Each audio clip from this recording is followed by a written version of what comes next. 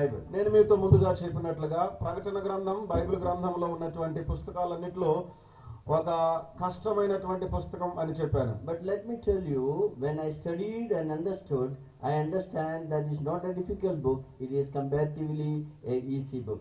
నేను చదివి ధ్యానం చేసి అర్థం చేసుకున్నప్పుడు నాకు అర్థమైన విషయం ఏమిటి అంటే ఈ ప్రకటన గ్రంథం అంత కష్టమైనటువంటి పుస్తకమేమి కాదు, సులువుగా అర్థం చేసుకోవచ్చు అని గ్రహించాను. The main message of the book of Revelation as Jesus is coming again.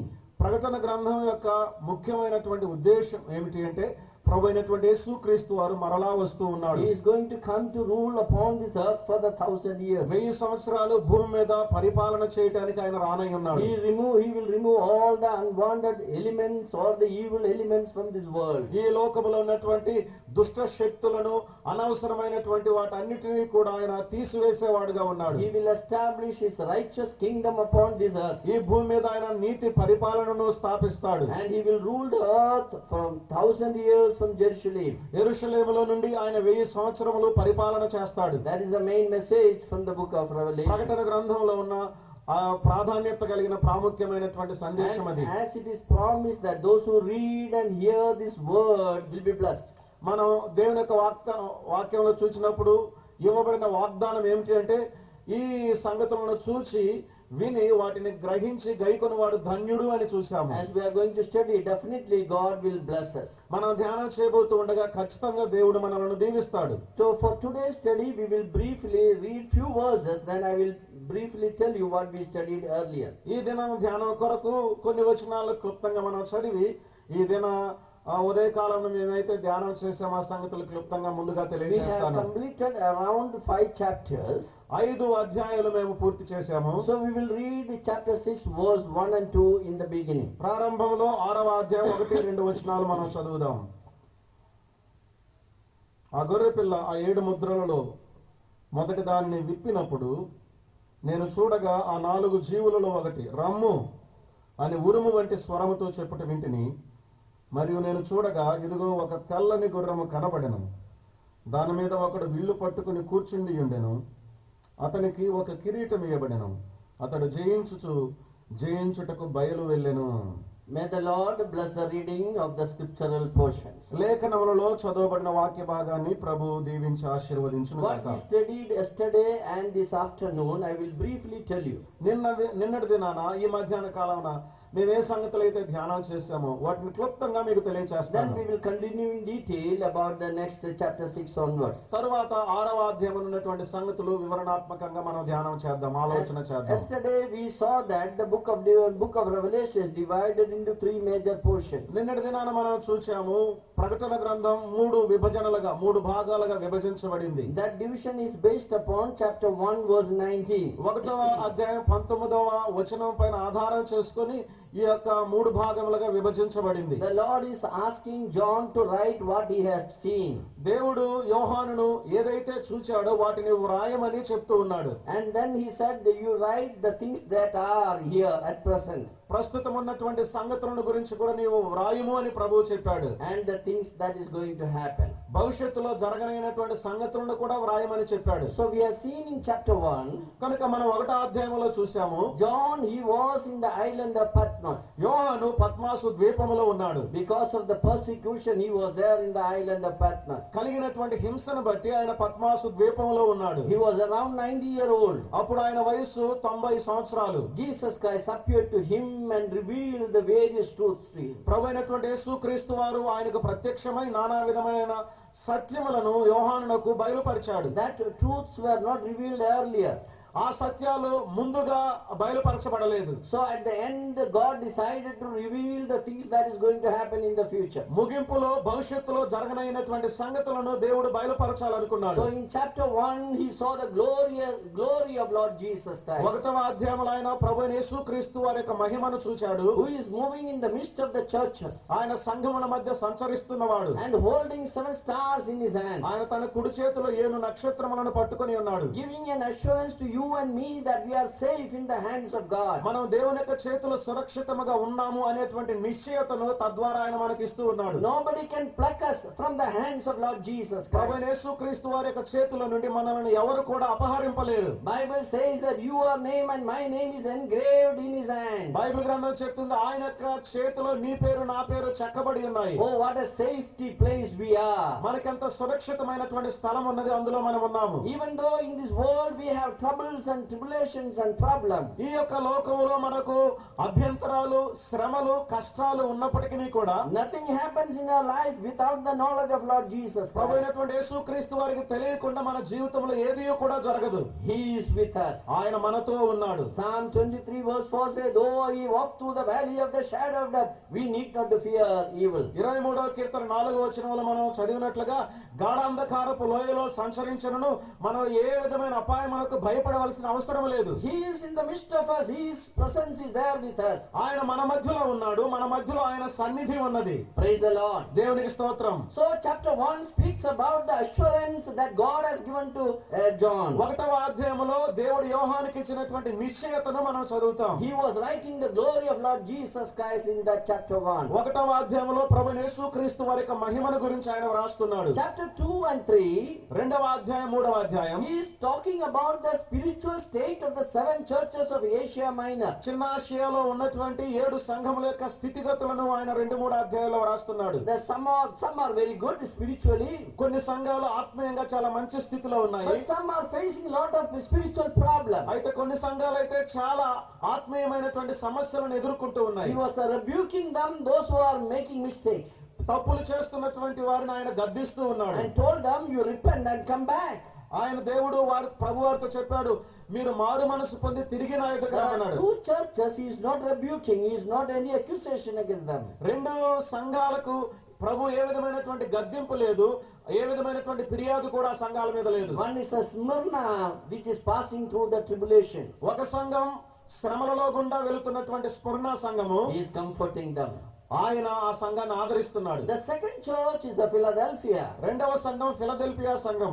and they were having a brotherly love. వారు సహోదర ప్రేమను కలిగి ఉన్నారు. When the brotherly love is there, the unity is there. సహోదర ప్రేమ ఉన్నప్పుడు అక్కడ ఐక్యత ఉన్నది. When God loves to dwell in the midst of such a gathering, ఆ విధమైనటువంటి సమాజం మధ్య దేవుడు నివసించడానికి ఇష్టపడతాడు. He is greatly appreciating the church at Philadelphia. Philadelphia సంఘాన్ని గొప్పగా ఆయన అభినందిస్తూ ఉన్నాడు. Let me tell you, in Hubli assemblies, we need this brotherly love. నన్ను మీతో చెప్పనివ్వండి, హుబ్లీలో ఉండేటువంటి సంఘాల మధ్యలో ఈ సహోదర ప్రేమ అవసరమై ఉన్నది. Jesus is coming again. యేసు ప్రభువారు మరలా We వస్తున్నాడు. have no time to fight each other. మనం ఒకరికొకరు పోట్లాడుకోవటానికి ఇంకా సమయం లేదు. Let us leave all the fighting and come together in unity and love the Lord. కలహాలన్నీ విడిచిపెట్టి ఐకమత్యంతో చేరవచ్చి ప్రభువును ప్రేమించటం నేర్చుకుందాం. If we love the Lord, we can able to love our fellow believers. మన ప్రభువును మనం ప్రేమిస్తే మన తోటి సహోదరులను కూడా మనం ప్రేమించే వారముగా If ఉంటాం. we say that we love the Lord whom we have not seen, how can we say how we cannot love our fellow believers? మనం చూడనటువంటి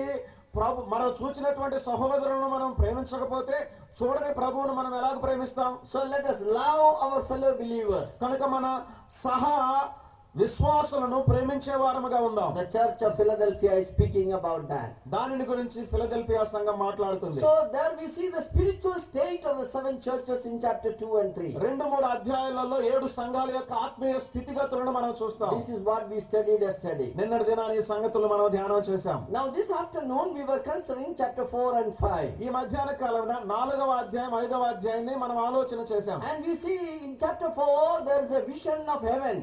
4వ అధ్యాయంలో పరలోక దర్శనాన్ని మనం చూడగలం. In the picture you can see the vision of heaven is there. ఆ యొక్క చిత్రపటంలో పరలోక దర్శనాన్ని మీరు చూడొచ్చు. God is seated upon the throne. దేవుడు సింహాసనం పైన ఆసీనుడై ఉన్నాడు. There is a rainbow around the throne of God. దేవుని సింహాసనము చుట్టూ ఒక ఇంద్రధనుస్సు ఉన్నది. It is like an emerald, a green color. అది ఆకుపచ్చ వర్ణములో ఉన్నట్లుగా ఉన్నది. And around the throne of God there are 4 living creatures. ఆ సింహాసనము చుట్టూ 4 జీవులు ఉన్నాయి. One is like a lion.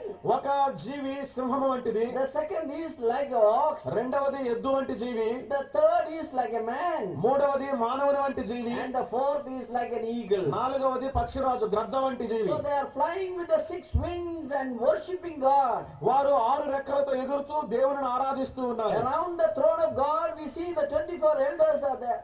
దేవుని సింహాసనం చుట్టూ 24 పెద్దలు ఉండటం మనం చూస్తున్నాం. So we see that there is a great worship is going on in heaven. పరలోకములో గొప్ప ఆరాధన జరుగుతుండటం మనం చూస్తున్నాం. And they are saying, holy, holy, holy, the God Almighty. సర్వశక్తుడైనటువంటి దేవుడు పరిశుద్ధుడు పరిశుద్ధుడు పరిశుద్ధుడని వారు So ఆరాధిస్తున్నారు. we are worshipping a holy God. మనం పరిశుద్ధుడైన దేవుని ఆరాధిస్తున్నాం. We are worshipping a triune God. మనం త్రిత్వమైన దేవుని ఆరాధిస్తున్నాం. And they are falling down before him and saying that you are the creator of the whole universe. వారు ఆయన ఎదుట సాగిలపడి నీవు సర్వ సృష్టికి సృష్టికర్తవని చెప్తూ ఉన్నారు. You have created this universe for your pleasure. నీ యొక్క సంతోషం నిమిత్తమే ఈ యొక్క విశ్వమంతటి నీవు చేశావు అంటున్నారు. So they are assigning that the ownership of the earth and the universe belongs to God. విశ్వము భూమి సమస్తమునకు యజమానుడు దేవుడే అని దేవునికి చెందినది అనే సంగతి వారు అక్కడ దృఢపరుస్తున్నారు. Our God is a God, the creator of the heaven and the earth. మన దేవుడు భూమి ఆకాశములను సృజించినటువంటి దేవుడు. And so he is worthy to receive the worship. కనుక ఆయన ఆరాధనకు పాత్రుడు, ఆరాధనను స్వీకరించుటకు యోగ్యుడు. And these 4 living creatures are continuously without any fail day and night they are worship. ఏ విధమైనటువంటి ఆటంకం లేకుండా రాత్రింబగళ్ళు ఈ 4 జీవులు దేవుని ఆరాధిస్తూ ఉన్నారు. We have seen that these 4 living creatures representing the character of Lord Jesus Christ. ఈ 4 జీవులు కూడా ప్రభు అయినటువంటి యేసుక్రీస్తు వారి యొక్క గుణ లక్షణాలకు ప్రాతినిధ్యం వహిస్తున్నారనే సంగతి మనం We చూసాం. saw that there are 4 gospels which speaks about Lord Jesus Christ. ప్రభు అయినటువంటి యేసుక్రీస్తు వారిని గురించి మాట్లాడే 4 సువార్తలను మనం The చూస్తున్నాం. first one, Matthew's gospel, మొట్టమొదటి మత్తయి రాసిన సువార్త. Jesus is there as the lion of the tribe of Judah. యేసుక్రీస్తు ప్రభువారు మత్తయి రాసిన సువార్తలో యూదా గోత్రపు సింహము వలె ఉన్నాడు. So he is the lion of the tribe of Judah. కనుక ఆయన యూదా గోత్రపు సింహమై ఉన్నాడు. That is the gospel of Matthew. అది మత్తయి రాసిన సువార్త. Gospel of Mark, we see he is a servant there. Mark రాసిన సువార్తలో ఆయనను దాసునిగా చూస్తున్నాం. That speaks about the ox. Ox is used for the service of man. అది ఎద్దును సూచించేటువంటి విషయం, మానవునికి సేవ చేయడానికి ఉపయోగించబడే జంతువు ఎద్దు. The gospel of Luke speaks Jesus as a perfect man. లూకా రాసినటువంటి సువార్తలో ప్రభు అయినటువంటి యేసుక్రీస్తు వారు పరిపూర్ణమైన మానవుడు అని చెప్తున్నారు. So the third living creature is like a man. కనుక 4వ జీవి మానవుని వంటి జీవి. And the gospel of John speaks Jesus is the son of God.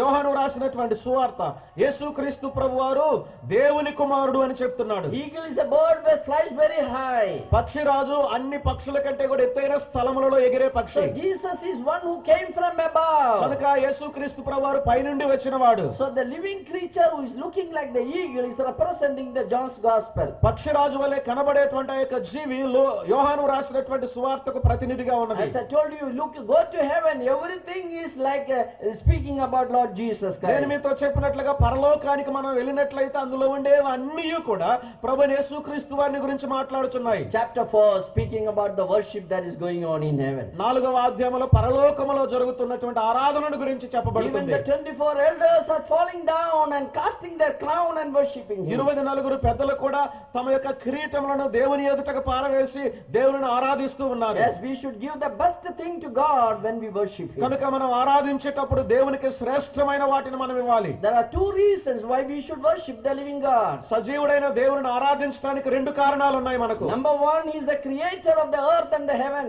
మొట్టమొదటి ఆయన భూమి ఆకాశములకు సృష్టికర్త. Secondly, he is our redeemer. రెండవదిగా ఆయన మన విమోచకుడు. When we were lost, మనము తప్పిపోయినప్పుడు, when we were sinners, మనం పాపులమై ఉన్నప్పుడు he came from heaven to redeem you and me. నిన్ను నన్ను విమోచించడానికి ఆయన పరలోకము నుండి వచ్చాడు. So in chapter 5 we see they are worshiping him because he is a redeemer. 5వ అధ్యాయంలో ఆయన విమోచకుడని ఆయనను ఆరాధించడం మనం చూస్తాం. There we see upon the throne a lamb that is slain. అక్కడ మనం చూసినట్లయితే సింహాసనం పైన వధించబడిన గొర్రె పిల్ల ఉండగా Oh, చూస్తున్నాం. Jesus Christ is the lamb of God. ప్రభువైన యేసుక్రీస్తు వారు దేవుని గొర్రె పిల్ల. 2000 years he died for you and me. 2000 సంవత్సరాల క్రితం నీ కొరకు నా కొరకు ఆయన మరణించాడు. The lamb of God that taketh away the sin of the the world. లోక పాపమును మోసుకొని పోవు దేవుని గొర్రెపిల్ల He యేసుక్రీస్తు took ప్రభువారు away our sin. మన పాపములను ఆయన తీసివేశాడు. He is our Redeemer. ఆయన మన విమోచకుడు. So chapter 5 we see they are worshipping a Redeemer. కనుక 5వ అధ్యాయం మనం చూస్తే వారు విమోచకుణ్ణి ఆరాధిస్తున్నారు. There we see one who is seated upon the throne. He is having a scroll in his hand. అక్కడ మనం చూసినట్లయితే సింహాసనం పైన ఆసీనుడైన వాడు తన యొక్క చేతిలో వ్రాయబడినటువంటి ఒక ప్రతిని క్రయ పత్రమును పట్టుకొని ఉన్నాడు. I have told you this scroll is speaking. He is sealed with the 7 seals. నేను మీతో చెప్పినట్లుగా ఈ యొక్క పత్రము 7 ముద్రల చేత ముద్రించబడినటువంటి క్రయ పత్రము. And this afternoon I explained to you about the meaning of this scroll. ఈ క్రయ పత్రమును గురించి మధ్యాహ్న కాలమున నేను మీకు వివరించాను. The scroll speaks about the ownership of the earth belongs to Lord Jesus ఈ Christ. యొక్క క్రయ పత్రము ఈ యొక్క భూమి ప్రభువైన యేసుక్రీస్తు వారికి చెందినది. ఆయనే భూమికి యజమానుడు అనే సంగతి The తెలియజేస్తుంది. title deed, the earth belongs to Lord. ఈ యొక్క భూమి దేవునికి చెందినటువంటిది. But you know Satan is illegally claiming that this is mine. మీకు తెలుసా ఈ భూమి నాది అని అక్రమంగా సాతానుడు చెప్పుకుంటూ ఉన్నాడు. He went to Lord Jesus Christ ఆయన యేసు ప్రభువారి వద్దకు వెళ్ళాడు. and he said, look at all the world here. ఆయన ఈ లోకమంతటిని చూడు అన్నాడు. He showed all the glory of the world లోకం యొక్క మహిమలన్నీ చూపించాడు. and he said all it is mine. సాతానుడు అన్నాడు ఇదంతా నాది అన్నాడు. Who is telling? ఎవరు చెప్తున్నారు? Satan is telling. సాతాను చెప్తున్నాడు. To whom he is telling? ఎవరికి చెప్తున్నాడు? To the real owner. నిజమైన యజమానునితో చెప్తున్నాడు. Very funny, isn't it? చాలా తమాషాగా ఉంది కదండి. And the owner is standing there and Satan is telling this is mine. అసలు యజమానుడు అక్కడ నిలబడి ఉంటే సాతానుడు అంటున్నాడు ఇది నాది అంటున్నాడు. Lord Jesus Christ did not say at any time. ఆ సమయంలో ప్రభువైన యేసుక్రీస్తు వారు ఏమీ మాట్లాడలేదు. He knew that one day I have to remove this person. ఈ వ్యక్తిని ఒక దినాన నేను తొలగించి వేస్తాను అనే సంగతి ప్రభువుకు తెలుసు. I have to redeem this earth. I have to own my earth. ఈ యొక్క భూమిని విమోచించి దాన్ని నేను సంపాదించుకోవాలి అనే సంగతి ప్రభువుకు తెలుసు. As I told you in this afternoon, many people think why there's violence, why there's unhappiness, sadness, sickness in the world now. ఈ దినాల్లో అనేక మంది ఇలాగ అనుకోవచ్చు, లోకములో ఎందుకు సంతోషం లేని జీవితాలు, విపత్తులు జరిగేటువంటి జీవితాలు, అనారోగ్యంతో ఉన్నటువంటి జీవితాలు ప్రజలు ఎందుకు కలిగి ఉన్నారు అని ఆలోచన If చేస్తున్నారు. there's a living God, why we suffer? సజీవుడైన దేవుడు ఉంటే మనం ఎందుకు శ్రమ పడుతున్నాం అనుకుంటున్నారు. If there's a loving God, why we suffer? ప్రేమించేటువంటి దేవుడు ఉన్నప్పుడు మేమెందుకు ఇలాగ బాధపడుతున్నాం Bible is అనుకుంటున్నారు. an answer for that. Bible గ్రంథమే దానికి జవాబు. Today the world is controlled and ruled by Satan. ఈ దినంలో ఈ యొక్క భూమి సాతాను యొక్క నియంత్రణలో ఉన్నది, పరిపాలన కింద ఉన్నది. He is illegally occupied this earth. అక్రమంగా ఈ యొక్క భూమిని అతను He స్వాధీనపరుచుకున్నాడు. claims that the earth belongs to him. భూమి నాది అని తను చెప్పుకుంటున్నాడు. But let me tell you, Jesus is coming again. నేను మీతో చెప్పనివ్వండి, యేసుక్రీస్తు ప్రభువారు He has మరలొస్తున్నాడు. the right, he has the document with him. ఆయన తనలో క్రయపత్రాన్ని కలిగి ఉన్నాడు, హక్కును కలిగి ఉన్నాడు. And he will remove Satan and all his people. సైతానును తనకు చెందిన వారందరినీ కూడా భూమి మీద నుంచి ఆయన తొలగించి వేస్తాడు. To remove an illegal person is not easy. అక్రమకారుణ్ణి తొలగించటం సులువైన పని కాదు. So many legal action has to be taken. చాలా చట్టపరమైనటువంటి చర్యలు తీసుకోవాలి. Jesus is coming for that purpose. ఆ ఉద్దేశంతో యేసుక్రీస్తు ప్రభువారు వస్తున్నాడు. And before he is going to establish the earth, ఆయన యొక్క భూమి మీద తన యొక్క రాజ్యాన్ని స్థాపించక మునుపు and he has to remove Satan and his people from here. సాతాను తనకు చెందిన వారిని అందరినీ కూడా భూమి మీద నుంచి ఆయన తొలగించవలసిన వాడు He has ఉన్నాడు. to purify the earth. భూమిని ఆయన పరిశుద్ధపరచవలసిన వాడు And he ఉన్నాడు. will rule on this present earth the next 1000 years. తరువాత 1000 సంవత్సరాలు ఈ ప్రస్తుత భూమి మీద ఆయన పరిపాలన చేస్తాడు. Many people used to say that the earth is going to end.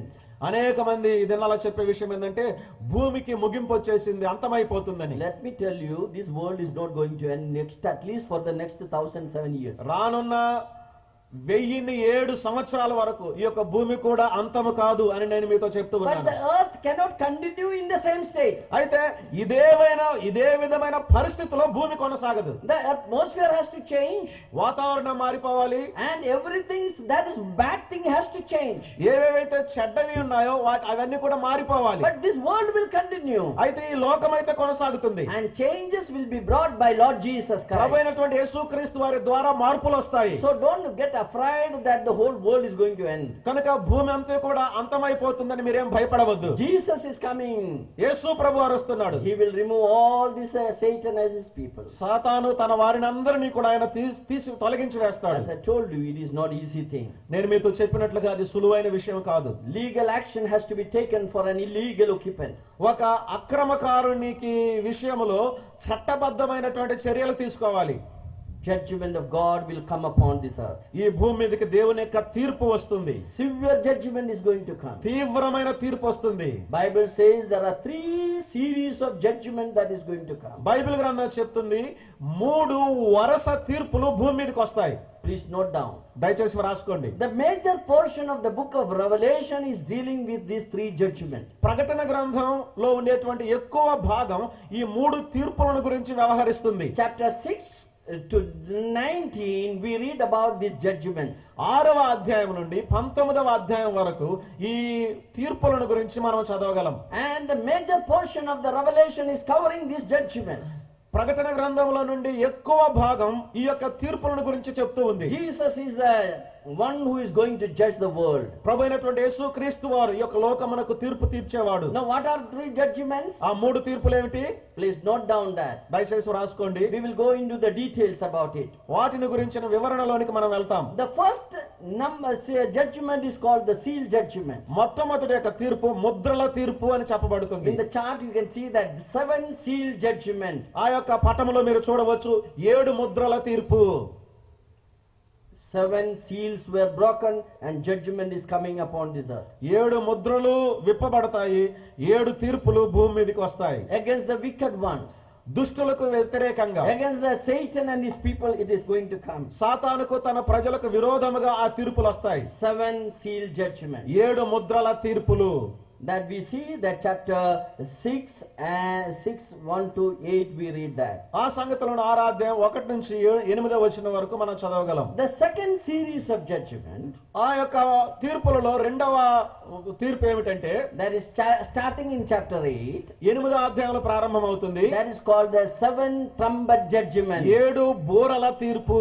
So the second series is called the trumpet judgment. వరుసలో రెండవ తీర్పు ఏమిటంటే బూరల తీర్పు. When each trumpet is blown, ప్రతి బూర ఊదబడినప్పుడు God's judgment is coming upon the earth. దేవుని యొక్క తీర్పు భూమి మీదకి వస్తుంది. So the verses I have written there in all the verses, chapter 8, chapter 9, and all it is, all the judgment is going to come. ఆ యొక్క పట్టణంలో ఆ వచన భాగాలు ఉన్నాయి. 8వ అధ్యాయం 9వ వచనంలో ఈ యొక్క తీర్పులన్నిటిని గురించి వివరించబడ్డాయి. This is the second series of judgment. ఈ వరుసలో ఇది రెండవ తీర్పు. That is called the 7 trumpet judgment. అది 7 బూరల తీర్పు. And the third one, ఆ మూడవది is known as the bowl judgment. అది పాత్రల తీర్పుగా చెప్పబడుతుంది. Very severe judgment. చాలా తీవ్రమైన తీర్పు. And this judgment is going to fall upon this earth. ఈ భూమి మీద ఆ యొక్క తీర్పులు పోయబడతాయి. And God's wrath is falling upon the earth. దేవుని యొక్క ఉగ్రత భూమి మీద పోయబడుతుంది. It is to remove all the wickedness from this world. ఈ భూమి మీద ఉన్నటువంటి దుష్టత్వం అంతటి తీసివేయడానికి అలా జరుగుతుంది. And forcibly removing the Satan and his people.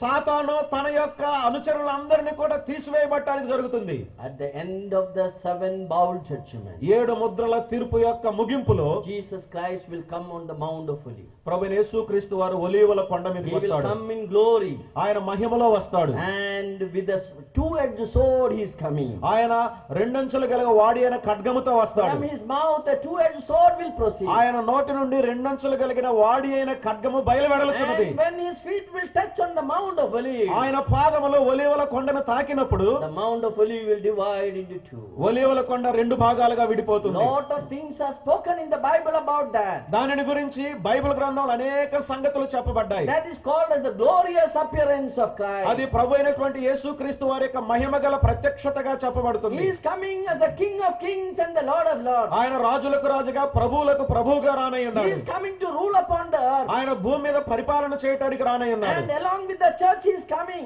ఆయన సంఘముతో కూడా వస్తాడు. We are joining with him and we are going to rule the world.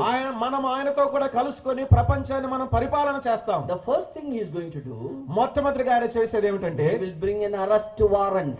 ఆయన బందీ అధికారాన్ని తీసుకొని వస్తాడు. And the arrest warrant, there we see a mighty angel is coming from heaven. ఈ బందీ ఈ యొక్క అధికారంతో ఒక బలమైన దేవదూత దిగి రావటం మనం చూస్తాం. In the picture you can see a mighty angel is coming from heaven. చిత్రపటంలో బలమైన దేవదూత పరలోకము నుండి దిగి రావటం మనం చూస్తాం. Whom he is going to arrest? ఎవరిని ఆ యొక్క దేవదూత బంధిస్తాడు? He is going to arrest Satan సాతానును బంధిస్తాడు. and all his people. సాతాను యొక్క అనుచరులందరినీ All బంధిస్తాడు. the demonic forces. ఆ దురాత్మ సమూహం అంతటిని బంధిస్తాడు. And they are occupying this earth now. ఇప్పుడు ఆ భూమిని వారు ఆక్రమించుకొని ఉన్నారు. And they will be bound with this chain. వారు ఈ సంఖ్యల చేత బంధించబడతారు. And they will be thrown into a place called bottomless. అగాధము అనేటువంటి స్థలములోనికి వారు విసిరివేయబడతారు. For 1,000 years they will be kept there. వారు అక్కడ 1000 సంవత్సరాలు ఉంచబడతారు. The earth will be renovated.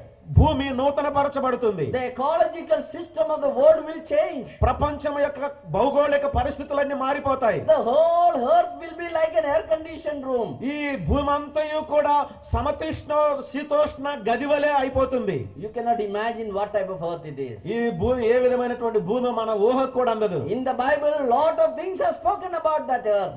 ఆ యొక్క భూమిని గురించి బైబిల్ గ్రంథంలో చాలా సంగతులు చెప్పబడ్డాయి. That is not the millennial kingdom of God. అది దేవుని యొక్క 1000 ఏండ్ల పరిపాలన కాలముగా That will చెప్పబడుతుంది. happen on this same earth. It's a renovated earth. It will ఈ happen. భూమి మీద అది జరగబోతుంది. అయితే ఈ యొక్క భూమి నూతన పరచబడుతుంది.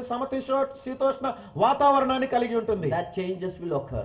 ఆ యొక్క మార్పులు జరుగుతాయి. Like the Garden of Eden, the whole earth will be like that again. Eden వనం ఎలాగైతే ఉన్నదో భూమి అంతయు కూడా అలాగే ఉండబోతుంది. Satan will not be there. సాతాను అక్కడ ఉండడు. He will be in the bottomless pit for 1,000 years. వాడు 1000 సంవత్సరాలు అగాధములో ఉంటాడు. Jesus is coming again. యేసు ప్రభువారు మరలా వస్తున్నాడు. This is the summary of the book of Revelation. ప్రకటన గ్రంథం యొక్క సారాంశం ఇది. I hope it is very simple. Is it difficult to understand? నేను ఇది చాలా సులువుగా ఉందని ఆశపడుతున్నాను. అర్థం చేసుకోవడానికి ఏమైనా కష్టంగా ఉందా? This is the summary of the whole book of Revelation. ప్రకటన గ్రంథం అంతటిని గురించిన సారాంశం ఇది. Now let us go into little more detail. కొంత వివరణలోనికి మనం వెళుదాం. This much I have completed in the last 2 classes. గత 2 తరగతుల్లో ఇంతవరకు నేను పూర్తి చేశాను. I revised it for those who were absent. ఎవరైతే గైర్హాజరయ్యారంటే రాని వారు ఉన్నారో వారి కొరకు మరలా చెప్పాను. Now chapter 4 and 5, 4వ అధ్యాయం 5వ అధ్యాయం, we see that the ownership of the earth belongs to Lord Jesus Christ. ఈ భూమి యొక్క యాజమాన్యం ప్రభువైనటువంటి యేసుక్రీస్తు వారికి సంబంధించినది అని చూసాం. 7 sealed scroll belongs to him.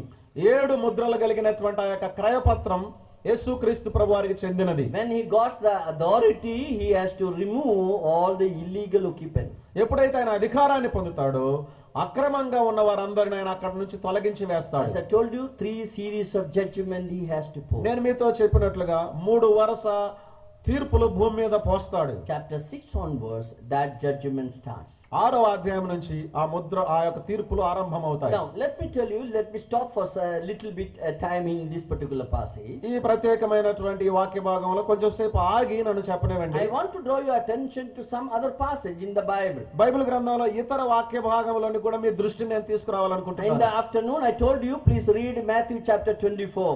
మధ్యాహ్న కాలమని నేను మీతో చెప్పాను, దయచేసి మత్తయి రాసిన సువార్త 24వ అధ్యాయాన్ని చదవండి అని. Before going into chapter 6 of the book of Revelation, ప్రకటన గ్రంథం 6వ అధ్యాయంలోనికి వెళ్ళుటకు ముందుగా we have to briefly study the Matthew chapter 24. మత్తయి రాసిన సువార్త 24వ అధ్యాయాన్ని క్లుప్తంగా మనం చదవాలి. I will briefly tell you the background of that passage. ఈ వాక్య భాగం యొక్క నేపథ్యాన్ని నేను క్లుప్తంగా మీకు చెప్తాను. Jesus Christ visited the temple at Jerusalem. ప్రభువైన యేసుక్రీస్తు వారు యెరూషలేములో ఉండే దేవాలయాన్ని దర్శించాడు. The Jewish leaders, they rejected the Jesus Christ. యూదా నాయకులు యేసుక్రీస్తు ప్రభువారిని తిరస్కరించారు. When they rejected Christ and he went on the Mount of Olives. వారు ఆయనను తిరస్కరించినప్పుడు ఆయన ఒలీవల కొండకు వెళ్ళాడు. He was sitting along with the disciples on the Mount of Olives. ఒలీవల కొండ మీద తన శిష్యులతో కూడా ఆయన కూర్చుండి ఉన్నాడు. And the disciples came and said, look at this beautiful temple. ఈ శిష్యులు ఆయన వద్దకు వచ్చి ఇలాగన్నాడు, ఈ అందమైనటువంటి దేవాలయాన్ని చూడు ప్రభువా అన్నారు. Jesus agreed that temple is very beautiful. యేసుక్రీస్తు ప్రభువారు ఆ యొక్క దేవాలయం చాలా అందంగా ఉందని అంగీకరించాడు. Lord said that this temple is going to be destroyed. అయితే ప్రభువు చెప్పాడు ఈ యొక్క దేవాలయము పడగొట్టబడుతుంది అని. The temple will be destroyed in such a manner that one stone will not remain upon the other stone. ఆ దేవాలయం ఎలాగ నాశనం చేయబడుతుందంటే రాతి మీద రాయి నిలవకుండా ఉండే రోజులు వస్తాయని చెప్పాడు. When the disciples heard, they were very much upset. ఈ శిష్యులు ఎప్పుడైతే ఈ యొక్క మాట విన్నారో వాళ్ళు చాలా నిరాశపడ్డారు. They came and asked him privately.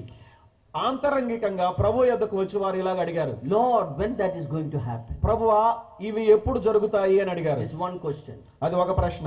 Secondly, they asked one more question. రెండవదిగా మరొక ప్రశ్న వారు అడిగారు. Comes to Matthew chapter 24 verse 2 and 3. మత్తయి రాసిన సువార్త 24వ అధ్యాయం 2-3 వచనాలు చదువుదాం. అందుకైనా మీరు ఇవన్నీ చూచుచున్నారు కదా, రాతి మీద రాయి ఒకటి అయినను ఇక్కడ నిలిచి ఉండకుండా పడద్రోయబడినని మీతో నిశ్చయముగా చెప్పుచున్నానని వారితో అనెను. ఆయన ఒలీవ కొండ మీద కూర్చుండి ఉన్నప్పుడు శిష్యులు ఆయన యొద్దకు ఏకాంతంగా వచ్చి, ఇవి ఎప్పుడు జరుగును, నీ రాకడకును ఈ యుగ సమాప్తికి నీ సూచనలేవి మాతో చెప్పుమనగా. Disciples want to know when the temple is going to be destroyed. ఈ దేవాలయం ఎప్పుడు నాశనం చేయబడుతుందో అనే సంగతి శిష్యులు తెలుసుకోవాలనుకున్నారు. Not only that, అంత మాత్రమే కాదు, they asked some more questions. మరికొన్ని ప్రశ్నలు వారు అడిగారు. They said, give us the sign of thy coming. వారు ఏమన్నారంటే, నీ యొక్క రాకడకు గుర్తులేమిటో మాకు చెప్పు అని అన్నారు. The third question, మూడవ ప్రశ్న, and give us the sign of the end of the ages. యుగ సమాప్తికి సూచనలేవి అని అడిగారు. Not the end of the world, because some translation says like that. Not the world, end of the ages. ప్రపంచానికి ముగింపు కాదు కానీ యుగములకు ముగింపు, యుగ సమాప్తి అని ఉంది. Or the present condition, when it is going to end. లేనట్లయితే ప్రస్తుతం అన్నటువంటి పరిస్థితులు ఎప్పుడు ముగుస్తాయి. The present condition has to end, no doubt about it. ప్రస్తుత పరిస్థితులు ఖచ్చితంగా అంతమైపోతాయి, సందేహమే లేదు. Give us the sign of your coming. నీ రాకడ యొక్క సూచనలు చెప్పండి. And give us the sign of the end of the ages. యుగ సమాప్తికి సూచనలు ఏమిటి చెప్పండి. Now 3 questions. 3 ప్రశ్నలు. Number 1 question, మొట్టమొదటి ప్రశ్న, when the temple is going to be destroyed. దేవాలయం ఎప్పుడు నాశనం I చేయబడుతుంది. have no time to explain all the details about it. దానిని గురించిన విషయాలని వివరంగా చెప్పడానికి నాకు సమయం లేదు. But the Lord Jesus Christ said exactly happened in AD 70. క్రీస్తు శకము 70వ సంవత్సరంలో ప్రభు అయినటువంటి యేసుక్రీస్తు వారు ఏదైతే చెప్పాడో ఖచ్చితంగా అలాగే జరిగింది. దేవాలయ విషయంలో Jerusalem temple was destroyed by the Roman soldiers. రోమా సైనికుల ద్వారా యెరూషలేము దేవాలయం నాశనం చేయబడింది. Under the leadership of Titus, they surrounded the Jerusalem city. Titus యొక్క నాయకత్వం కింద యెరూషలేము పట్టణాన్ని వారు ముట్టడించారు. They destroyed the Jerusalem city. యెరూషలేము పట్టణాన్ని వారు నాశనం చేశారు. They destroyed the temple of God. దేవాలయమును వారు పాడు చేశారు. Even one stone was not allowed to remain. Stone by stone they removed and destroyed it. రాతి మీద రాయి కూడా నిలవకుండా ఒక్కొక్క రాతిని వాళ్ళు తీసివేసి నాశనం చేశారు. You go to history, study, it is very clear. చరిత్రలోనికి నేను వెళ్ళి చదువు, అది చాలా తేటగా ఉంది. What the Lord has said exactly happened to Jerusalem temple. ప్రభువైన యేసుక్రీస్తు వారు ఏదైతే చెప్పాడో ఖచ్చితంగా అలాగే యెరూషలేము దేవాలయం విషయంలో జరిగింది. Now the second and third question is this one. రెండవ ప్రశ్న, మూడవ ప్రశ్న ఇలాగుంది. Give us the sign of thy coming. నీ రాకడకు సూచనలు ఏమిటి? And the end of the ages. యుగ సమాప్తికి సూచనలు ఏమిటి? And in the following verses, ఆ తరువాత వచనాల్లో verse 4 onwards, 4వ వచనము నుండి Lord is giving various signs of his coming. ఆయన రాకడను గురించిన నానా విధమైన సూచనలను యేసుక్రీస్తు ప్రభువారు చెప్పాడు. Let us look into briefly the sign of the Lord's coming. ప్రభువు రాకడకు ఉండేటువంటి సూచనలు క్లుప్తంగా మనం చూద్దాం. Matthew chapter 24 verse 4 we see there. మత్తయి రాసిన సువార్త 24వ అధ్యాయం 4వ వచనం. 4 and 5 we read about the first sign. మొదటి సూచనను 4-5 వచనాల్లో చూస్తాం. యేసు వారితో ఇట్లనెను, ఎవడును మిమ్మును మోసపరచకుండా చూచుకొనుడి. అనేకులు నా పేరట వచ్చి నేనే క్రీస్తునని చెప్పి పలువురిని మోసపరచెదరు. Many will come in my name. నా నామమున అనేకులు వస్తారు. And they will claim that I am Christ. నేనే క్రీస్తునని వారు చెప్పుకుంటారు. Or in other words, మరొక మాటలో చెప్తే, before the coming of Lord on glory on the Mount of Olives, ప్రభువైనటువంటి యేసుక్రీస్తు వారి యొక్క మహిమా ప్రత్యక్షతతో ఒలీవల కొండ మీదకి రాకమునుపు the Antichrist has to come. క్రీస్తు విరోధి రావాలి. If the world is preparing for Antichrist, ఈ యొక్క లోకము క్రీస్తు విరోధి కొరకు సిద్ధపడుతూ ఉన్నట్లయితే, that is an indication that the coming of the Lord is very near. ప్రభు అయినటువంటి యేసుక్రీస్తు వారి యొక్క రాకడ చాలా సమీపముగా ఉన్నది అనే దానికి అది రుజువు. First, the Antichrist has to come. మొదటిగా క్రీస్తు విరోధి రావాలి. Now you know, whenever anybody comes very powerful in the world, immediately people say he is Antichrist.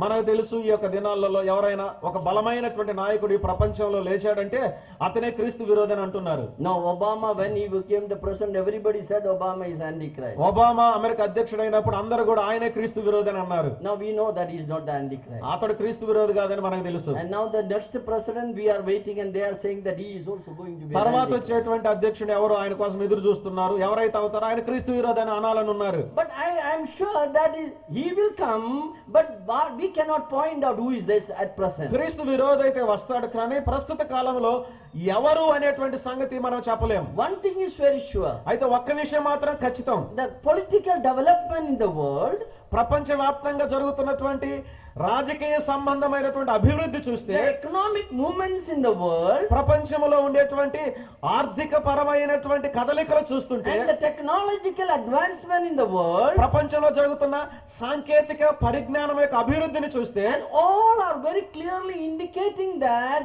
we are living very close to the end time. ఇవన్నీ కూడా మనం యొక్క యుగ సమాప్తికి సమీపంలో జీవిస్తున్నాము అనేటువంటి సంగతిని మనకు తెలియజేస్తున్నాయి. You know, human knowledge will increase like anything. మనకు తెలుసు మానవుని యొక్క జ్ఞానం ఏ విధంగా పెరిగిపోతుందో చూడండి. In the book of Daniel chapter 12, దానియేలు గ్రంథం 12వ అధ్యాయంలో very clearly more than 2500 years ago, 2500 సంవత్సరాలకు ముందుగానే it is very clearly mentioned that at the end time the man's knowledge will increase. ముందుగానే చెప్పండి మాట ఏంటంటే, దినముల యొక్క ముగింపు లేక యుగ సమాప్తి యందు మానవుని యొక్క జ్ఞానం ఎక్కువ అవుతుందని చెప్పబడింది. Not only that, his movement will be there. He will to and fro, fast movements will be there. అంత మాత్రమే కాకుండా మానవులు నలుదిశలా వేగముగా సంచరించేవారుగా ఉంటారు. We know that we are living in a time where the human knowledge is doubled every time. మనం జీవిస్తున్నటువంటి ఈ యొక్క పరిస్థితుల్లో మానవుని యొక్క జ్ఞానము ఎప్పటికప్పుడు రెండంతలుగా అభివృద్ధి చెందుతుంది. So if you read the book of Revelation, book of Daniel chapter 12, దానియేలు గ్రంథం 12వ అధ్యాయం మనం చదివితే, there we see that these two things are prophesied and exactly that is happening. ఈ రెండు సంగతులు అక్కడ ప్రవచించబడ్డాయి, ఖచ్చితంగా జరిగాయి. Verse 4, you please read that. 4వ అధ్యాయం మనం చదువుదాం. Chapter 12 verse 4. 12వ అధ్యాయం 4వ వచనం. దానియేలు, నీవు ఈ మాటలను మరుగు చేసి అంత్యకాలం వరకు ఈ గ్రంథమును ముద్రింపుము. Yeah. చాలా మంది నలుదిశల సంచరించినందున తెలివి అధికమగును అని నాతో మాటలాడు గబ్రియేలు నాతోడు చెప్పాను. Yeah, man shall run to and fro. చాలా మంది నలుదిశల సంచరిస్తారు, The పరిగెడతారు. fast movement of mankind is referred there. ఇక్కడ మానవుడు వేగంగా సంచరించి అటు ఇటు తిరిగే సంగతి You చెప్పబడింది. know, we have aeroplanes which can take you to any part within a day. మనకు తెలుసు, మనకు విమానాలు ఉన్నాయి. ఒక దినములోగానే ప్రపంచంలో ఏ దిశలోనికైనా ఏ ప్రాంతంలోనికైనా మనం తీసుకుని The వెళ్తాయి. things are moving very fast. పరిస్థితులు చాలా వేగంగా జరుగుతున్నాయి. And you know, the travel industry is growing like anything. మనకు తెలుసు, ప్రయాణ సంబంధమైనటువంటి పరిశ్రమ దినదినము అధికమవుతూ ఉంది. People will move to and fro. That's what it means. ఇక్కడ చెప్పిన మాట ఏమిటి అంటే, దాని యొక్క అర్థం ఏంటంటే ప్రజలు అటు ఇటు సంచరిస్తారు. Secondly, you see the knowledge shall be increased. రెండవదిగా తెలివి అధికమగును అని The చూస్తున్నాం. technology is increasing so much that we cannot cope up with the technology. సాంకేతిక పరిజ్ఞానం ఎంత వేగంగా ఎదుగుతూ పెరుగుతూ ఉందంటే మనము సాంకేతిక పరిజ్ఞానంతో పరిగెత్తలేకపోతున్నాం. You know, the mobile phones itself, you know, every 1 and 2 years they're changing everything. ఈ యొక్క మొబైల్ ఫోన్లు ఏవైతే ఉన్నాయో ప్రతి 2 సంవత్సరాలు, ప్రతి సంవత్సరానికి అనేకమైన మార్పులు చోటు చేసుకోవడం చూస్తున్నాం. The younger generation thinking the older generations are fools. యవనస్తులైనటువంటి వారు ఏమనుకుంటున్నారంటే, ముందుగా ఉన్నటువంటి పెద్దవారు ఎవరైతే ఉన్నారో వృద్ధులు, వారు వెర్రివారు అని అనుకుంటున్నారు. Knowledge is increasing like anything. తెలివి ఎంతగానో అధికమగుతూ ఉంది. So the increase in the technological development సాంకేతిక పరమైనటువంటి అభివృద్ధిని మనం చూస్తే, and the economic movement in the world ప్రపంచం యొక్క ఆర్థిక స్థితిగతులను చూస్తే, and the political situation in the Europe, ఐరోపాలో ఉండేటువంటి రాజకీయమైనటువంటి పరిస్థితిని చూస్తే, I have no time to explain each one. Is a very vast subject. అది చాలా విస్తారమైన అంశం. ప్రతి ఒక్కటి చెప్పడానికి నాకు సమయం లేదు. All are indicating very clearly that we are living at the end time. మనం యుగ సమాప్తిలో జీవిస్తున్నామని ఈ సంగతులన్నీ కూడా ఎంతగానో సూచిస్తూ ఉన్నాయి. Bible very clearly says at the end time, Bible గ్రంథం చాలా స్పష్టంగా చెప్తుంది, యుగాంతమందు every individual, whether rich or poor, will be given a number by the government. ప్రతి వ్యక్తికి, పేదవారే గాని గొప్పవారే గాని, ప్రభుత్వం వారు ప్రతి ఒక్కరికి ఒక సంఖ్య ఇస్తారు. You know, for the last 4 or 5 years what is happening in India. భారతదేశంలో 4-5 సంవత్సరాల నుండి ఏం జరుగుతుందో మీకు తెలుసు. Every citizen of India is having a number. ప్రతి భారతీయ పౌరుడు ఒక సంఖ్యను కలిగి The ఉన్నాడు. government knows you not by your name but by your number. ప్రభుత్వము నీ యొక్క పేరును బట్టి కాదు కానీ నీకు ఇవ్వబడిన సంఖ్యను బట్టి నిన్ను తెలుసుకుంటుంది. The government has given you a card called Aadhaar card. ప్రభుత్వము నీకు ఆధార్ కార్డు అనేటువంటి ఒక పత్రం ఇచ్చింది. It is only a beginning of the things to come. జరగనైనటువంటి సంగతులకు ఇది ప్రారంభం మాత్రమే. Bible says the number will be given on the right hand. Bible గ్రంథం చెప్తుంది ఆ యొక్క సంఖ్య కుడి చేతి మీద ఇవ్వబడుతుంది Or on the forehead. లేదా నొసటి మీద ఇవ్వబడుతుంది. The time is not away, it is very very soon it is going to ఈ come. యొక్క సమయం ఎంత దూరంలో లేదు, చాలా చాలా త్వరగా రానయ్యున్నది. It is not only happening in India. ఇది భారతదేశంలో మాత్రమే జరగటం లేదు, All over the world this is happening. ప్రపంచ వ్యాప్తంగా ఇది జరుగుతూ ఉంది. That is very clear indication that the world is preparing for Antichrist. క్రీస్తు విరోధికి ప్రపంచం సిద్ధపడుతుంది అనే దానికి అది చాలా తేట అయినటువంటి సూచన. And what is happening today in the Middle East is also very clearly indicating that we are living at the end time. మధ్య ప్రాచ్య దేశములో ఇప్పుడు ఏదైతే జరుగుతుందో ఆ సంగతులను చూస్తే మనము యుగ సమాప్తిలో ఉన్నామనే సంగతి మనకు అర్థమవుతుంది. What the Lord Jesus Christ given the sign of his coming is happening before our eyes. ప్రభువైనటువంటి యేసుక్రీస్తు వారి యొక్క రాకడకు ఏదైతే సూచనలు చెప్పాడో అవి మన కళ్ళ ముందే ఇప్పుడు జరుగుతున్నాయి. Jesus Christ said the first the Antichrist will come. ప్రభువైన యేసుక్రీస్తు వారు చెప్పాడు మొదటిగా క్రీస్తు విరోధి వస్తాడు. Then he give the second sign. ఆయన రెండవ సూచన చెప్పాడు. Matthew chapter 24 verse 6 we read about that. దాని గురించి మత్తయి రాసిన సువార్త 24వ అధ్యాయం 6వ వచనాన్ని చదువుదాం. మరియు మీరు యుద్ధములను గూర్చి యుద్ధ సమాచారములను గూర్చి వినబోదురు. మీరు కలవరపడకుండా చూచుకొనుడి. ఇవి జరగవలసి ఉన్నవి గాని అంతము వెంటనే రాదు. Yeah, war and rumors of war will be spreading. యుద్ధములను యుద్ధ సమాచారములను గురించిన వార్తలు అధికమవుతాయి. I need not to tell you, every time there's a rumors of war. నేను మీకు చెప్పాల్సిన అవసరం లేదు, ప్రతి సమయంలో ఏదో ఒక యుద్ధమును గురించిన వార్త వింటూ ఉన్నాం. Especially what is happening in the Middle East, you know what is happening there. ప్రస్తుతం మధ్య ప్రాచ్య దేశములలో ఏం జరుగుతుందో మనకు తెలుసు. Never happened such things in the human history. మానవ చరిత్రలో ఎన్నడూ కూడా జరగనటువంటి సంఘటనలు ఇప్పుడు అక్కడ జరుగుతున్నాయి. Such type of horrible things are happening in the Middle East. మధ్య ప్రాచ్యములో ఆ విధమైన భయంకరమైనటువంటి సంభవాలు జరుగుతున్నాయి. Now Iran is threatening every countries that we have an atom bomb. మా దగ్గర అణుబాంబులు ఉన్నాయని ఇరాన్ దేశం ప్రతి దేశాన్ని బెదిరిస్తుంది. And North Korea is claiming that they have already having the nuclear weapons. ఉత్తర కొరియా వారు మా దగ్గర న్యూక్లియర్ ఆయుధాలు ఉన్నాయని ఎప్పుడో చెప్పారు. So the countries after countries they are threatening about the war. దేశముల తర్వాత దేశాలు యుద్ధమును గురించిన బెదిరింపులు చేస్తున్నారు. Here is very clearly says wars and the rumors of war will increase as the Lord's coming. ప్రభు యొక్క రాకడలు ఇక్కడ స్పష్టంగా చెప్పండి మాట, యుద్ధములు యుద్ధ సమాచారాలు వ్యాపిస్తాయి. In verse 7 we see the third sign is given. 7వ వచనంలో మూడవ సూచన ఇవ్వబడింది. That is the famine will occur in the world. అది లోకములో జరిగేటువంటి కరువును గురించి చెప్పబడింది. So not only the war will happen, యుద్ధములు జరగటం మాత్రమే కాదు, the famine will increase in the world. That is what the Bible says. లోకములో కరువులు ఎక్కువ అవుతాయని బైబిల్ గ్రంథం చెప్తుంది. World leaders are seriously thinking about this matter. ప్రపంచ నాయకులు ఈ సంగతిని గురించి చాలా తీవ్రంగా ఆలోచన They చేస్తున్నారు. are saying that there is going to be a shortage of grains in the world. వారు చెప్తూ ఉన్నారు ప్రపంచంలో ధాన్యం యొక్క కొరత ఏర్పడబోతుందని చెప్తున్నారు. Anyhow, Bible says that will happen before the coming of the Lord. Bible గ్రంథం చెప్తుంది ప్రభువైన యేసుక్రీస్తు వారి యొక్క రాకడకు ముందుగా అవి జరుగుతాయి అని. Now the fourth sign, ఇప్పుడు 4వ సూచన, the pestilences and the earthquakes will come. భూకంపములు జరుగుతాయి, వేదనలకు ప్రారంభమని చెప్పబడుతుంది. That means the death will increase because of the various unknown diseases. తెలియలేక అంతుపట్టనటువంటి అనేకమైనటువంటి వ్యాధుల ద్వారా మరణాలు ఎక్కువ అవుతాయి అని చెప్తున్నారు. You look at the 10-15 years, last 10-20 years of the list of the new diseases.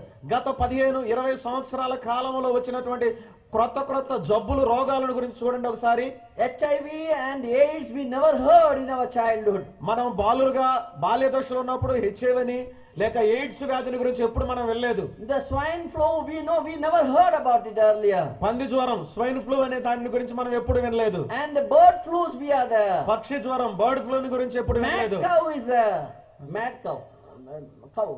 ఆ యొక్క ఆవుల ద్వారా వచ్చేటువంటి జ్వరం లేక జబ్బులు ఉన్నాయి. And the chikungunya, dengue, you name it, and all these things were not there earlier. Chikungunya అనేటువంటి జ్వరం, డెంగ్యూ అనేటువంటి జ్వరాన్ని గురించి మనం వింటూ ఉంటే ఆరంభంలో ఇవన్నీ కూడా లేవు. From the animals, these germs, these viruses are coming and affecting the human beings. జంతువులలో నుండి ఈ యొక్క సూక్ష్మ జీవులు వచ్చి మనుషుల మీద ప్రభావం చూపి అనారోగ్యానికి గురి చేస్తున్నాయి. So the Bible says the pestilences will increase at the end time. ఆ కనుక యుగ సమాప్తిలో బైబిల్ గ్రంథం చెప్తుంది రోగములు ఎక్కువైపోతాయి. This is the fourth sign. అది 4వ సూచన. Now the fifth sign, 5వ సూచన, very clearly verse 9 we read about that. దాని గురించి 9వ అధ్యాయంలో చాలా తేటగా చదవగలం. The Lord is telling that the martyrs will increase. ప్రభు చెప్తూ ఉన్నాడు హతసాక్షులు ఎక్కువ అవుతారు. The people will love to kill the believers. విశ్వాసులను చంపటానికి ప్రజలు ఇష్టపడతారు. You know the persecution against the religious minority is increasing in our own country.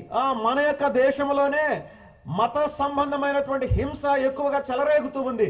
తక్కువ వారిని పెద్దవారు హింసిస్తూ ఉన్నారు. Not only our country, you take any other country. మన దేశంలో మాత్రమే కాదు ఏ ఇతర దేశంలోనైనా కూడా చూడు. You know nowadays in ISIS what they are doing. All if you are a Christian they kill that. ఈ దినాలలో మీరు చూడండి IS కి చెందినటువంటి ఉగ్రవాదులు క్రైస్తవులను చంపివేస్తున్నారు. They are beheading the Christians. క్రైస్తవులను వారు శిరచ్ఛేదం చేస్తున్నారు. Oh, shocking news are coming. నిర్ఘాంతపోయేటువంటి వార్తలు వస్తున్నాయి. Bible says that the end time the martyrs will increase. Bible గ్రంథం చెప్తుంది యుగ సమాప్తిలో హతసాక్షులు ఎక్కువ అవుతారు. Because of your faith you will be killed. నీ విశ్వాసాన్ని బట్టి నువ్వు చంపబడతావు.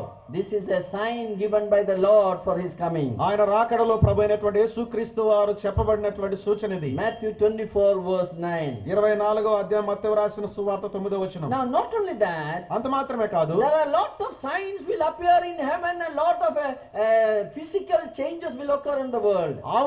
ఆకాశములో కూడా సూచనలు కనపడతాయి. ప్రపంచంలో కూడా భౌతికమైన మార్పులు చోటు చేసుకుంటాయి. That we read in Luke's Gospel chapter 21 verse 11. అది లూకా రాసినటువంటి సువార్త 21వ అధ్యాయం 11వ వచనంలో మనం చదవగలం. Great signs will appear in heaven. ఆకాశములో గొప్ప సూచనలు కనబడతాయి. These are the signs of the Lord's coming. ప్రభు రాకడలో ఉన్నటువంటి సూచనలు ఇవన్నీ. Let us look it briefly. క్లుప్తంగా మనం చూద్దాం. Before the Lord's coming, ప్రభు రాకడకు ముందు, before he's coming on the Mount of Olives, ఆయన ఒలీవల కొండ మీదకి రాకమునుపు what are the signs?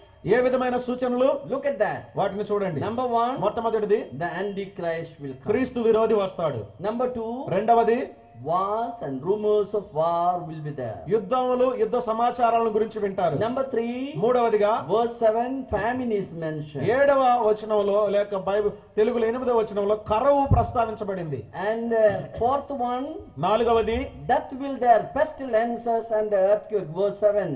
7వ వచనంలో వ్యాధులు, భూకంపాలు, మరణాలు ఎక్కువ అవుతాయి. And fifth one, 5వది martyrs many will be killed for the faith. హతసాక్షులు విశ్వాసాన్ని బట్టి అనేక మంది చంపబడతారు. And there will be a lot of physical changes and the heavenly bodies will also change. భౌతికమైనటువంటి మార్పులు, ఆకాశంలో కూడా గొప్ప మార్పులు జరుగుతాయి. These are the 6 different type of signs Lord has given for his coming. ఆయన రాకడ ముందు ప్రభు అయినటువంటి యేసుక్రీస్తు వారు చెప్పినటువంటి 6 సూచనలు మనం ఇప్పుడు చూసాం. And seventh one, 7వదిగా in Matthew chapter 15 we see there will be a Jerusalem, there will be a temple. మత్తయి రాసిన సువార్త 15వ అధ్యాయం మనం చూస్తే యెరూషలేములో దేవాలయం నిర్మించబడుతుంది. That is a sign that is happening now. ఆ యొక్క సూచన ఇప్పుడు జరుగుతుంది. Now I don't want to elaborate all that things. దానిని నేను విస్తరించి ఆ సంగతులు మీకు చెప్పదలుచుకోలేదు. Now, keeping this signs of the Lord's coming, ప్రభు రాకడలో ఉండి యొక్క సూచనలు మన మనసులో ఉంచుకొని come to the book of Revelation, ప్రకటన గ్రంథంలోనికి రండి. chapter 6. 6వ అధ్యాయం. There in chapter 6 all the signs are given very clearly. ఈ 6వ అధ్యాయంలో ఈ సూచనలన్నీ కూడా చాలా తేటగా ఇవ్వబడ్డాయి. Let us look into that chapter 6. 6వ అధ్యాయంలోని ఆ సంగతులను మనం So చూద్దాం. when you study chapter 6 you have to study Matthew chapter 24 also. ప్రకటన గ్రంథం 6వ అధ్యాయాన్ని చదివేటప్పుడు మత్తయి రాసిన సువార్త 24వ అధ్యాయాన్ని కూడా నీవు చదవాలి. What is that chapter 6 is dealing with? ఇక్కడ 6వ అధ్యాయం ఏ సంగతులను గురించి The వ్యవహరిస్తుంది? first series of judgment. ఈ వరుస తీర్పులలో మొట్టమొదటి తీర్పును గురించి. That is called as the seal judgment. అది ముద్రల తీర్పుగా చెప్పబడుతుంది. Now let us read chapter 6 verse 1 and 2. 6వ అధ్యాయం 1-2 వచనాలు మనం చదువుదాం. ఆ గొర్రెపిల్ల ఆ 7 ముద్రలలో మొదటి దానిని విప్పినప్పుడు నేను చూడగా ఆ 4 జీవులలో ఒకటి రమ్ము అని ఉరుము వంటి స్వరముతో చెప్పుట వింటిని. మరియు నేను చూడగా ఇదిగో ఒక తెల్లని గుర్రము కనబడెను. దాని మీద ఒకడు విల్లు పట్టుకొని కూర్చుండి ఉండెను. అతనికి ఒక కిరీటం ఇయ్యబడెను. అతడు జయించుటకు బయలు వెళ్ళెను. Yeah, when the first seal was broken, మొట్టమొదటి Mudra విప్పబడినప్పుడు the judgment of God is falling upon the earth. భూమి మీద దేవుని యొక్క తీర్పు పోయబడుతుంది. What is the judgment? ఆ తీర్పు ఏమిటి? Here we see that one of the 4 living creatures coming. ఇక్కడ మనం చూస్తే ఆ 4 జీవులలో ఒక జీవి ఇక్కడికి రావటం మనం చూస్తున్నాం. We will consider the living creature like a lion may be coming.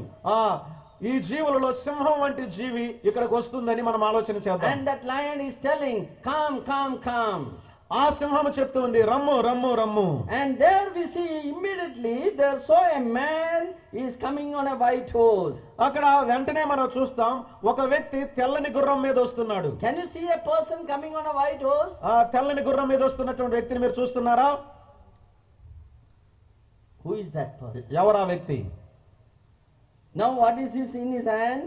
ఆయన చేతిలో ఏమున్నది? There is a bow in his hand. ఆయన చేతిలో ఒక విల్లు ఉన్నది. And there's a crown was given to him. ఆయనకు ఒక కిరీటం ఇవ్వబడింది. What he is doing? ఆయన ఏం చేస్తున్నాడు? He is going to conquer the whole world. ప్రపంచమంతటిని జయించడానికి వెళుతున్నాడు. He is coming as the conqueror of the world. ఆ లోకమును జయించే జయశాలిగా ఆయన వస్తున్నాడు. Who is this person? ఎవరి వ్యక్తి? If you carefully study, we understand he is the Antichrist. జాగ్రత్తగా మనం చదివినట్లయితే ఆయన క్రీస్తు విరోధి అని మనకు అర్థమవుతుంది. Some people think he is a Christ. He cannot be Christ because Christ is the one who breaks the seal. కొంతమంది ఏమనుకుంటారంటే క్రీస్తు అనుకుంటారు. క్రీస్తు కాదు, ఎందుకంటే ముద్రలను విప్పేది క్రీస్తు. It is the Antichrist. He will also appear in the white horse. ఈయన క్రీస్తు విరోధి. ఆయన కూడా తెల్లని గుర్రం మీద ప్రత్యక్షమవుతాడు. He will come and tell that I will bring peace in the world. ఆ క్రీస్తు విరోధి వచ్చి ప్రపంచానికి శాంతిని చేస్తాను అని వస్తాడు. On a white horse is coming. తెల్లని గుర్రం మీద వస్తాడు. And because of his oratory and the way in which he is speaking, people will be attracted to this Antichrist. తన యొక్క వాక్చాతుర్యాన్ని బట్టి ఆయన వక్త గనుక తన మాటలకు ప్రపంచంలో ఉండేవారు ఆకర్షింపబడతారు. And Bible very clearly says before the coming of the Christ, the first sign is the coming of Antichrist. Bible గ్రంథం చాలా స్పష్టంగా తెలియజేస్తుంది యేసుక్రీస్తు ప్రభువారికి రాకడకు ముందుగా క్రీస్తు విరోధి వస్తాడని. He will say, I will bring peace in the Middle East. ఆ క్రీస్తు విరోధి అంటాడు మధ్య ప్రాచ్య దేశాలలో నేను శాంతిని చేస్తానని వస్తాడు. Bible says that there will be a peace agreement between Israel and other nations. Bible గ్రంథం స్పష్టంగా చెప్తూ ఉంది ఇశ్రాయేలీయులకు ఇతర దేశాలకు మధ్యలో శాంతి ఒప్పందం కలుగుతుంది అని. The Antichrist will bring that peace treaty. ఆ శాంతి ఒప్పందాన్ని క్రీస్తు విరోధి తీసుకొస్తాడు. So the Antichrist will sign a peace treaty with the nation of Israel. కనుక క్రీస్తు విరోధి ఇశ్రాయేలీయులతో శాంతి ఒప్పందాన్ని చేస్తాడు.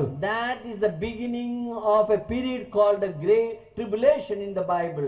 బైబిల్ గ్రంథంలో ఆ యొక్క కాలము శ్రమల కాలము యొక్క ప్రారంభముగా చెప్పబడుతుంది. Bible says there is a 7 year of tribulation that is going to come upon the earth. Bible గ్రంథం చెప్తూ ఉంది 7 సంవత్సరాలు శ్రమలు భూమి మీదకి వస్తాయని చెప్తుంది. So the tribulation will start with the appearance of Antichrist. క్రీస్తు విరోధి ప్రత్యక్షతతో ఆ శ్రమలు ప్రారంభమవుతాయి. That shows that the coming of the Lord is very very near. అది మనకు చూపించే విషయం ఏంటంటే ప్రభు యొక్క రాకడ ఎంతో ఎంతో సమీపంగా ఉన్నది. Before the coming, the Antichrist will come.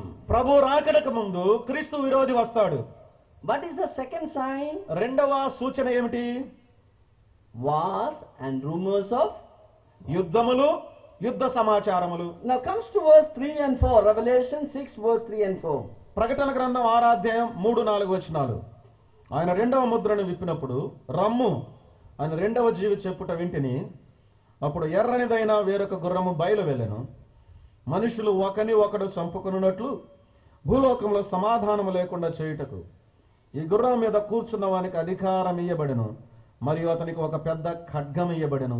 Second living creature maybe like a ox is coming. Come. రెండవ జీవి బహుశా ఎద్దు లాంటి జీవి రమ్ము రమ్ము అని చెప్తూ ఉన్నది. The second seal was broken. రెండవ Mudra విప్పబడింది. And we see the person who is seated upon a red horse is coming. అక్కడ ఎర్రని గుర్రము పైన కూర్చున్నటువంటి వ్యక్తి రావటం మనం చూస్తాం. And a great sword is given. గొప్ప ఖడ్గం అతనికి ఇవ్వబడింది. He removes the peace from the world. లోక శాంతిని వాడు తీసివేస్తాడు. There is a war and the rumors of war. అక్కడ యుద్ధములు, యుద్ధ సమాచారాలు. The second sign the Lord has given, that roar and the rumors of war will Yesu occur. ప్రభువారు చెప్పిన రెండవ సూచన యుద్ధములు, యుద్ధ సమాచారములు. So in the coming days this is going to happen. కనుక రానున్నటువంటి దినాలలో ఇది It సంభవిస్తుంది. is not happening at present, it is in the future thing. ప్రస్తుతం జరగలేదు కానీ అది భవిష్యత్తులో జరిగే This విషయం. will happen after the signing of Antichrist, the peace treaty. క్రీస్తు విరోధి యొక్క శాంతి ఒప్పందం తర్వాత ఇది జరుగుతుంది. This is the second sign the Lord has given. ప్రభు ఇచ్చినటువంటి రెండవ సూచన ఇది. That's the second seal judgment. అది రెండవ ముద్ర తీర్పు. Now comes to verse 5 and 6. 5-6 వచనాలకు రండి. ఇప్పుడు ఆయన మూడవ ముద్రను విప్పినప్పుడు రమ్ము అని మూడవ జీవి చెప్పుట వింటిని. నేను చూడగా ఇదిగో ఒక నల్లని గుర్రము కనబడెను. దాని మీద ఒకడు త్రాసును చేత పట్టుకుని కూర్చుండి ఉండెను. మరియు దేనారమునకు 1 సేరు గోధుమలనియు, దేనారమునకు 3 సేర్ల యవలనియు, నూనెను ద్రాక్షారసమును పాడు చేయవద్దనియు నా 4 జీవుల మధ్య ఒక స్వరము పలికినట్టు నాకు వినబడెను. Yeah, fourth living creature, maybe like a man. Third or fourth? Third one. మూడవ జీవి మానవ ముఖం వంటి ముఖం కలిగిన And G V. he is saying that come. ఆ మూడవ జీవి రమ్ము రమ్ము అని చెప్తున్నాడు. And we see immediately that a horse is coming. వెంటనే ఒక గుర్రం మనం చూస్తాం రావడం. The color of the horse is mentioned there. ఆ గుర్రం యొక్క రంగు అక్కడ చెప్పబడింది. It's a black horse. అది నల్లని గుర్రము. One who is seated upon ఆ that, గుర్రం మీద కూర్చున్నవాడు he is holding a balance in his hand. తన యొక్క చేతిలో ఒక త్రాసును పట్టుకొని ఉన్నాడు. And he is speaking about the measuring and giving the grains. ఆయన ధాన్యమును కొలతలను గురించి చెప్తూ ఉన్నాడు. And we see the measure of wheat is for 1 dinar. ఒక దేనారమునకు సేరు గోధుమలను చెప్తున్నాడు. And the 3 measures of barley for a dinar. దేనారమునకు 3 Serla యవలను చెప్తున్నాడు. So we see that oil and the wine should not be affected. అక్కడ నూనెయు ద్రాక్షారసమును పాడు చేయవద్దని చెప్తున్నాడు. What is the third sign I have told you? నేను మీకు చెప్పిన మూడవ సూచన ఏమిటి? Famine. కరువు. Now the third sign is happening here. ఇక్కడ మూడవ సూచన జరుగుతుంది. There will be a famine measuring the wheat and the barley. యవలు గోధుమలు తూయటం లేక కొలవటం అంటే అక్కడ కరువు సంభవిస్తుందని అర్థం. If you labor the whole day, నీవు దినమంతా ప్రయాసపడితే all the salary is only sufficient to buy 1 kg of wheat. నీ జీతమంతా దినకూలంతయు కూడా 1 సేరు గోధుమలు కొనటానికి సరిపోతుంది. And that is not meeting other needs. So many other needs are there. It is very difficult. కనుక ఇతర అవసరాలు కూడా చాలా ఉంటాయి. వాటన్నిటిని తీర్చుకోవటానికి ఇది చాలదు. That means famine will increase in the world. కనుక దాని యొక్క అర్థం ఏంటంటే ప్రపంచంలో కరువు ఎక్కువైపోతుంది. But you notice that it is mentioned that don't affect the oil and wine. అక్కడ మనం ప్రస్తావించబడిన విషయాన్ని జాగ్రత్తగా గమనిస్తే నూనెను ద్రాక్షారసమును పాడు చేయవద్దని చెప్తున్నాడు. Oil and wine the rich people are using. నూనె ద్రాక్షారసము ధనవంతులైన వారు ఉపయోగించేది. That means you can understand the gap between have and have nots will increase. కనుక దానికి అర్థం ఏంటంటే కలిగిన వారు లేమి కలిగిన వారికి మధ్యలో ఎక్కువ తేడా ఏర్పడుతుంది. The end time economy is like that. ముగింపు యుగ సమాప్తిలో ఆర్థికమైనటువంటి పరిస్థితి అలాగుంటుంది. Today you look at our own country. ఇప్పుడు మన సొంత దేశంలోనే చూడండి. You know the richer are becoming richer and richer. మీరు చూడండి ధనవంతులు ఇంకా ఎక్కువ ధనవంతులైపోతున్నారు. And poorer are becoming poorer and పేదవారు ఇంకా ఎక్కువ పేదలైపోతూ ఉన్నారు. the gap between rich and poor is increasing day by day. పేదలకు గొప్పవారికి ధనవంతులకు మధ్యలో ఉండేటువంటి తేడా ఎక్కువైపోతుంది. Poor people are struggling to meet the everyday needs. ప్రతిదిన అవసరాల కోసము పేద ప్రజలైనటువంటి వారు ఎంతో శ్రమ పడవలసి వస్తుంది. And government has given a beautiful name for them. వారికి ప్రభుత్వం ఒక అందమైన పేరు ఇచ్చారు. You know what is the name? ఆ పేరేంటో తెలుసా? They called BPL. BPL అనే పేరు ఇచ్చారు. BPL means I thought it's a good name, but then I understood below poverty line. That's the meaning of it. BPL అంటే మంచి పేరు అనుకున్నా గానీ తర్వాత నాకు అర్థమైందంటే దారిద్ర్య రేఖకు దిగువన ఉన్నవారు అని పేరు ఇచ్చారు. By giving beautiful name cannot solve your problem. అందమైన పేరు ఇచ్చడం ద్వారా నీ యొక్క సమస్య పరిష్కారం కాదు. You look at in India, you know the people are increasing some money. Those who are having, they are increasing every day. భారతదేశంలోనే చూడండి ధనము కలిగిన వారు అనుదినము ధనములో ఎక్కువ అవుతూ ఉన్నారు. You know our country, the rich people like Adani and Reliance and all Ambani, they are increasing every day. మీరు చూడండి, మన యొక్క దేశంలో ఉన్న ధనవంతులైన వారు అంబానీ సోదరులు చూడండి, దినదినం వారి యొక్క ఆస్తులు ఎక్కువైపోతున్నాయి. All these multi-millionaires, they are becoming bearers. The poor people are struggling to meet their needs. వీళ్ళందరూ కూడా ఎక్కువ ధనాన్ని సంపాదించుకొని కుబేరులు అయిపోతూ ఉన్నారు. This is not- సామాన్యమైనటువంటి ప్రజలకు కనీస అవసరాలు కూడా తీర్చడం లేదు. This is not only the problem of our country, it's the problem, global problem. అది మన దేశ సమస్య మాత్రమే కాదు, అది ప్రపంచ సమస్య. Bible says the end time, the economy will be have and have not, the width will be increasing. Bible గ్రంథం చెప్తూ ఉంది, కలిగి ఉన్న వారికి లేమిలో ఉన్నటువంటి వారికి మధ్యలో తేడా ఎక్కువైపోతుందని చెప్తుంది. Poor and rich, the gap will be so much. ధనవంతులకు పేదవారికి మధ్యలో ఎక్కువ తేడా ఉంటుంది. So the famine will come. That is what the Bible says. Bible చెప్తుంది కరువు వస్తుంది. Now comes to verse 7 and 8. 7-8 వచనాల్లోనికి రండి. ఆయన 4వ ముద్రను విప్పినప్పుడు రమ్ము అని 4వ జీవి చెప్పుట వింటిని. అప్పుడు నేను చూడగా ఇదిగో పాండుర వర్ణము గల ఒక గుర్రం కనబడెను. దాని మీద కూర్చున్న వాని పేరు మృత్యువు, పాతాళ లోకం వానిని వెంబడించెను. ఖడ్గము వలనను కరువు వలనను మరణము వలనను భూమిలో నుండి క్రూర మృగముల వలనను భూనివాసులను చంపుటకు భూమి యొక్క 4వ భాగం పైన అధికారం వానికి ఇవ్వబడెను. Yeah, here we see the fourth living creature, that is like an eagle, is coming. ఇక్కడ 4వ జీవి పక్షిరాజు వంటి జీవి ఇక్కడ చెప్పడం, రమ్ము అని చెప్పడం And చూస్తున్నాం. there is a horse, is a pale horse is coming. అక్కడ పాండుర వర్ణము కలిగిన గుర్రం రావటం చూస్తున్నాం. And because of that, the death is increasing. దానిని బట్టి మరణము ఎక్కువ అవుతుంది, The pestilences will increasing. వ్యాధులు ఎక్కువైపోతున్నాయి. Look at that. We see in verse 8 that to kill with the sword and with the hunger.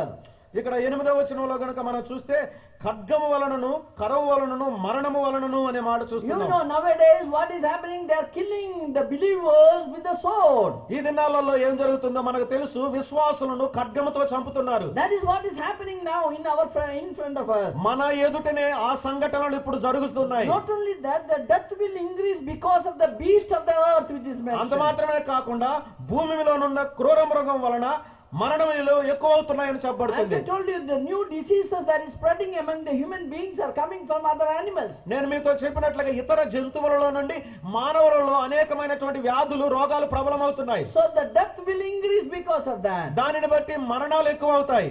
That is what the fourth seal is speaking about. 4వ ముద్ర ఆ సంగతిని గురించి చెప్తుంది. Now verse 9 to 11 you please read. మనం 9 నుంచి 11 వచనాల వరకు We చదివితే see the fifth seal is mentioned. అక్కడ 5వ ముద్ర ప్రస్తావించబడటం మనం చూస్తాం. Just to read that. మనం చదువుదాం. ఆయన 5వ ముద్రను విప్పినప్పుడు దేవుని వాక్యము నిమిత్తమును తాము ఇచ్చిన సాక్ష్యము నిమిత్తమును వధింపబడిన వారి ఆత్మలను బలిపీఠం క్రింద చూచితిని. వారు నాథా సత్యస్వరూపి పరిశుద్ధుడా, ఎందాక తీర్పు తీర్చకయు మా రక్తము నిమిత్తం భూనివాసులకు ప్రతిదండన చేయకయు ఉండువని బిగ్గరగా కేకలు వేసిరి.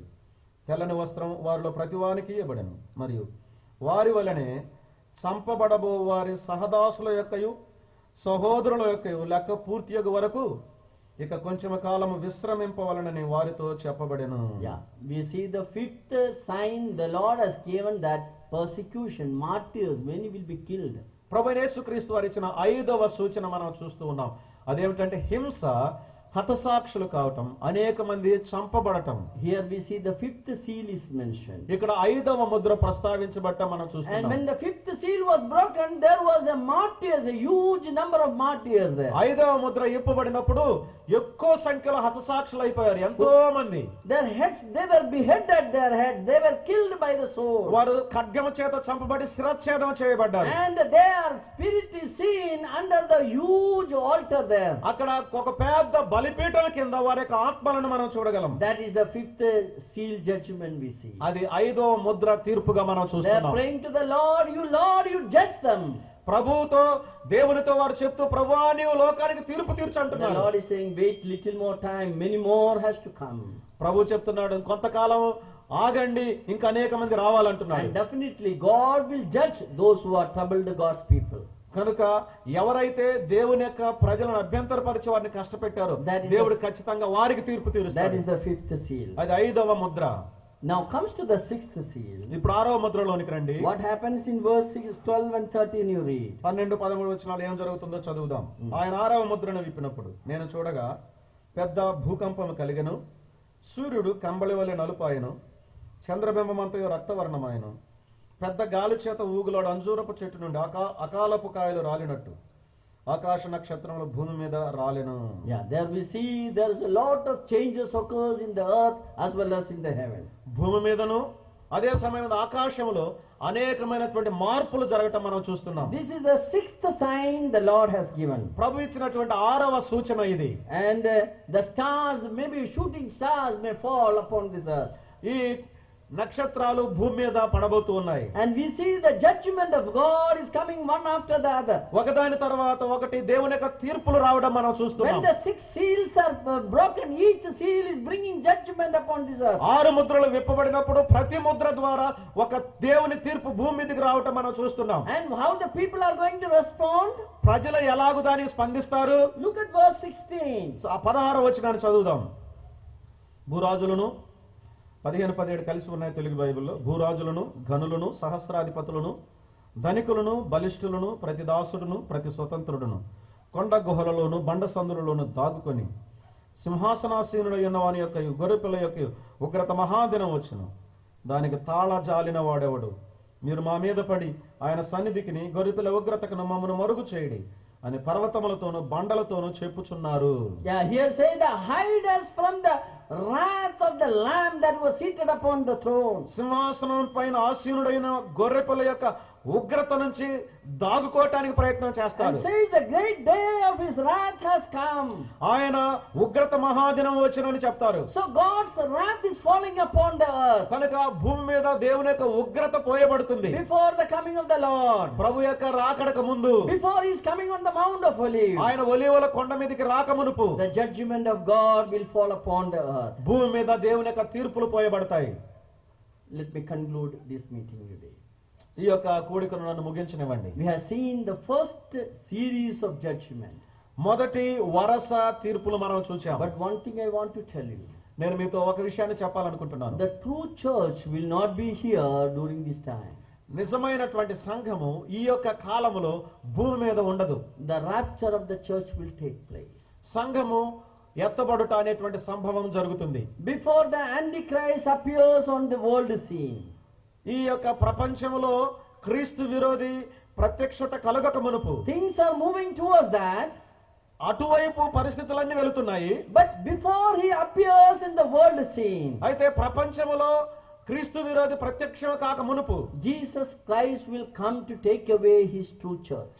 నిజమైన సంఘాన్ని తీసుకొని వెళ్ళడానికి యేసుక్రీస్తు ప్రభువారు వస్తాడు. The Lord will descend from heaven. ప్రభు పరలోకము నుండి దిగి వస్తాడు. We who believed in Lord Jesus Christ.